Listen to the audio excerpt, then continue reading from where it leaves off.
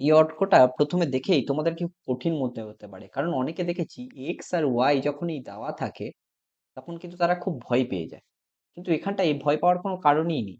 দেখো এখানটায় কি বলেছে, যদি বলছে যে একটি 7 অঙ্কের সংখ্যা, এই যে সংখ্যাটা দেওয়া আছে এটা বলছে যে 11 দ্বারা যদি বিভাজ্য হয় তাহলে এক্স ও ওয়াই এর আমাদের যোগফল বের করতে হবে। তাহলে আমাদের কি বের করতে হবে? আমাদের বের করতে হবে এক্স প্লাস ওয়াই এর ভ্যালুটা, মানটা কত, আমাদের এইটুকু বের করতে হবে। আচ্ছা, যখনই 11 দ্বারা বিভাজ্য বলি তখন আমাকে কি করতে হয়? তখন আমাকে দেখতে হয় রাইট থেকে লেফটে যেতে হবে। ঠিক আছে, রাইট থেকে লেফটে যেতে হবে। আমরা কি নেবো? প্রথমে বিজোড় সংখ্যার ঘরগুলো যেগুলো আছে তাদের যে অঙ্কগুলো আছে সেগুলোর যোগ করব। তাহলে বলো, 3 আছে, 5 আছে, 4 আছে, 5 আছে। তাহলে এদের যোগফল নিয়ে নাও। 5 প্লাস 4 প্লাস 5 প্লাস 3 করলাম।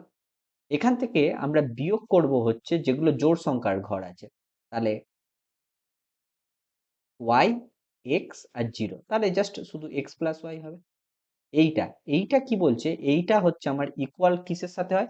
এইটা বলছে ইকুয়াল হয় জিরোর সাথে অথবা 11 এর কোনো গুণিতকের সাথে।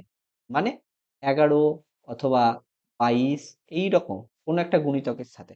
তাহলে এখানটা আমরা প্রথমে এই ক্যালকুলেশনটা করে নিই। 4 5 এ 9, 9 5 এ 14, 14 3 এ 17। তাহলে 17 minus X plus Y equal to, তাহলে আমার এইগুলোর মধ্যে কোনো একটা হবে। ধরো যদি জিরো হয় তাহলে এক্স প্লাস ওয়াই এর মান কিন্তু আমার যদি জিরো হয় তাহলে 17 থেকে এক্স প্লাস ওয়াই মানে 17 বাদ দিলে তাহলে জিরো হবে।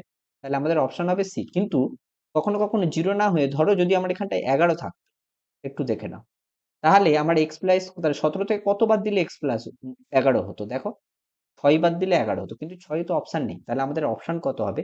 জিরো বসিয়ে চেক করে দেখতে হবে আমাদের। তাহলে অপশন যেটা হবে উত্তর, সেটা উত্তরটা হয়ে যাবে আমাদের কাছে 17। এটা কিন্তু তোমাদের কিন্তু মাথায় রাখতে হবে।